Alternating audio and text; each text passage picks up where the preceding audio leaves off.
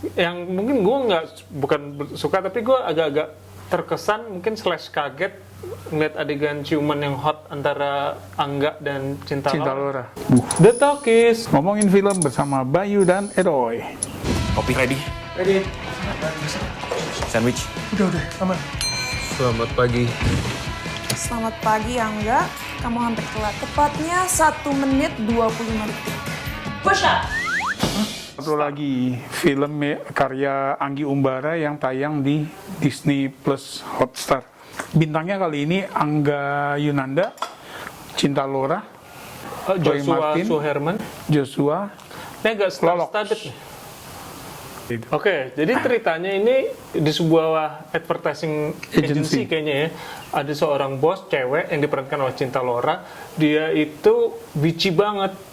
Jadi galak, nggak disukain anak buahnya karena ngepres anak buahnya. Nah, terus anak buahnya itu mau melakukan taruhan. Siapa yang bisa bikin si bos, si Sarah ini namanya yang diperankan Cinta Laura, dipecat, akan dapat uang pool ya, Uang pool gaji mereka yang tiap bulan di store di rekening itu. Nah, tapi along the way salah satu dari 4 orang karyawan yang memplot permainan ini, si Angga jatuh cinta sama Cinta Laura. Nah, konfliknya ada di situ. Nah, jadi gini, gue ngelihat ini pertama tentu kesan yang lo nggak bisa hindari ya adalah Devil Wears Prada ya. Jadi selain judul yang sama-sama pakai devil, ini kan juga openingnya gitu kan, si bosnya datang, seluruh karyawannya tuh kelabakan kan, gitu loh. Wah, pokoknya semua harus serba perfect gitu kan. Si bosnya ini juga yang lo bilang tadi bitchy gitu kan. Semua Konsepnya sama ya? Semua kayaknya ada aja salahnya gitu. Tapi kemudian itu kayaknya cuma sepertiga doang, selebihnya tuh nggak gitu. Selebihnya udah tentang office romance, terus sama jadi drama ya, karena dia ternyata punya sisi gelap nih, si Sarah. Cuma gue ngeliat gini, Bay, setelah film jalan, ya si Sarah ini ternyata bukan big boss, ada bosnya lagi, Pak Firman ya, diperankan Roy Martin, gitu. Dan dia vice president ternyata. Iya, dia vice president, dan lu nggak ngeliat alasan kenapa dia harus bitchy akhirnya. Jadi kayaknya nih yang di awal-awal nggak perlu ada loh. Oke, dari gua ada beberapa catatan. Jadi kayaknya diulang lagi nih film Disney Plus MD Anggi menormalisasi tindakan kriminal. Pertama mungkin yang gue ingat adalah para karyawan 4 orang itu nunggu di depannya rumah. Cinta rumahnya Sarah, masuk ke rumah orang, breaking and entering, itu tindakan kriminal. Tapi di situ dibuat seolah-olah ya lucu-lucuan aja. Yang satu lagi gue inget adalah salah satu karyawannya yang paling dendam tuh, dia masang CCTV di ruangan-ruangan yang di kantor ya. Maksudnya itu kan peeping cam gitu kan. Iya, itu sangat voyeur ya hitungannya ya. Terus ada beberapa hal yang nggak masuk akal, kayak misalnya pembantu tidur di lantai. Oke lah, untuk lucu-lucuan tiba-tiba ada yang ngorok, tapi pembantunya tidur di lantai menurut gua nggak. Di balik sofa, di sofa. rumah segede gitu. Di rumah segede gitu enggak. Sementara anak yang mestinya dia jaga tuh ada di atas. Di adegan itu juga di mana mereka berempat itu keluar, sementara ada si bos Roy Martin dan Cinta Laura di sofa, nggak ngelihat aja gitu, ada keluar. Itu kan kayak oh please. Tapi gini, Bay, sebelum lo lanjutin, gue yang pas di situ juga ada yang agak ngeganggu. Apa tuh? Mereka kan ngumpet ya di kamar mandi ya. Mereka mestinya karena ngumpet ya berempat, terus si Pak Firman nih, Roy Martin masuk, mereka kan harusnya silent dong. Begitu pas keluar, kita tahu kan bahwa jarak kamar mandi sama sofa ini nggak terlalu jauh kan. Mereka tuh di kamar mandi udah yang Ribut ya. ribut banget, yang gitu loh. Gitu. Memang sih jangan berisik, tapi ya tetap ribut itu dialognya. Itu nggak kedengeran aja tuh udah. Maksud gue, oke, lu mungkin maksudnya komedi tapi Ya. jangan gitu banget gitu ya. Benar. Terus ini yang dipas-pasin juga, jadi ini udah advertising agency. Terus mereka membuat device di dalam cerita gimana caranya para karyawan yang nggak puas itu mengakses laptopnya si Sarah. Tapi kayaknya dalam sejarah laptop anak advertising agency, apalagi bos, itu pasti Mac deh. Dan nggak akan berhubungan dengan virus, ya kan? Jadi, nah oke, laptopnya Angga dan lain-lain Mac. Tapi laptopnya si bosnya justru yang sering presentasi itu bukan Mac. Oke, soal itu ya, soal presentasi, gue tambahin ya. Nah, mereka kan advertising agency. Terus lo lihat kan yang adegan mereka presentasi ke ibu-ibu berhijab. Iya, iya. Kemudian dia tiba-tiba ngeles ya. Dia pintar nih gitu ya.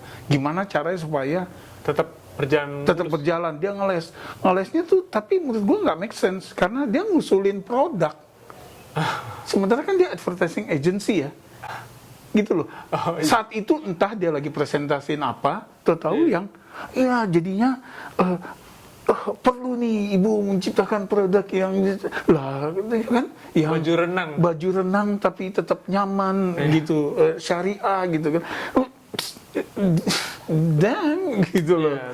Oke, terus kalau misalnya satu lagi kita ke endingnya, jadi kayaknya maksa juga dengan adanya plot twist yang brilian gitu. Semua harus di plot twist dengan brilian gitu. Tapi maksud gue, oke, misalnya Sarah berhasil dipecat, tapi si Sarah itu bisa mengkasuskan tindakan kriminal para Pak karyawan Firman. itu.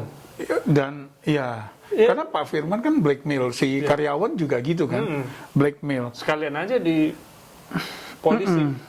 Kalau menurut gue plot twistnya ini memang plot twist demi plot twist aja. Iya, plot gitu twist demi plot twist, maksud gue. Iya, terus nggak ada payoff-nya lah. Iya, dan gampang banget gitu. Jadi plot twist ini terjadi 2 bulan setelah mereka dipecat kan, si Angga dan Sarah dipecat. Dalam 2 bulan teman-temannya tuh udah bikin perusahaan baru. Iya gak sih? Punya gedung, sewa gedung ya, at least gitu. Terus yang mereka juga berhenti dari kerjaan lamanya. Terima gue dong nanti, kan gitu loh. Jadi yang segampang itu bro, gitu loh. Terus yang Angga sama Sarah tinggal tanda tangan doang. Bahwa ini udah jadi milik mereka. Dan gitu. Nah, sama satu lagi juga di tengah-tengah, maksud gue, penggampangan ini juga termasuk ketika Angga ditunjuk jadi creative director, karena kita nggak ditunjukin jagonya dia apa, ya kan? Jadi memang cuma supaya temennya yang berambisi jadi creative director tuh makin dendam, jadi dendam, jadi villain di cerita ini gitu. Terlepas dari itu maksud gue, ya udahlah, gue ngeliat ini jadi FTV aja lah, penggampangan ini gitu ya. Tapi keberatan gue terhadap film ini yang paling besar adalah terlalu banyak umpatan-umpatan yang gue rasa nggak terlalu perlu di film genre seperti ini ya. Kan romantic comedy, office romance loh, baik. Office romance dengan rating 13 tahun itu kata-kata anjay dan sebagainya itu bertebaran ya. Iya, banyak omong jorok. Kalau di Amerika tuh udah diganjar dengan 17 tahun atas. Terus sama gerakan-gerakan sugestif ya, gitu loh, yang gini gitu ya. Dan yang paling bikin gua kaget adalah keluar kata itu gitu loh, ngentai, ngentai gitu kan. Yang mungkin gua bukan suka, tapi gua agak-agak terkesan, mungkin / kaget ngeliat adegan ciuman yang hot antara Angga dan Cinta Laura. Itu satu-satunya hal positif di film itu. Iya, oke lah. Itu gue oke. Jadi maksudnya bahwa ya udah gitu ya, rem udah dilepas gitu kan. Skor. Lo dulu deh. Aku. Oke, gue berarti belum ada filmnya Anggi Umbara yang sukses di gue. Sabar ini ujian juga enggak ya? Itulah paling sukses, tapi gue nggak berkesan. 4. Ya. 4 untuk Cinta Laura semua. Ya. Kalau gue 1. Oke. Jadi berturut-turut nih, menurut gue kecewa banget sih sebetulnya. Oke.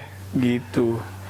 Ya udahlah gitu ya. Kalau menurut gue sih Disney Hotstar nih harus ada kurasinya lagi film-film Indonesia ya. Menurut gue sayang loh, Bay. Jadi mereka sistemnya udah sama kayak TV swasta. Iya, jadi yang udah terima tayang, udah gitu aja kayak gak ada kurasinya. Oke, kalian punya seminggu untuk syuting. Gitu. Silakan komen yang setuju nggak setuju sama kita, apa keberatannya, apa yang disuka. Subscribe, like. Makasih udah mampir. Sampai ketemu di episode berikutnya. Salam.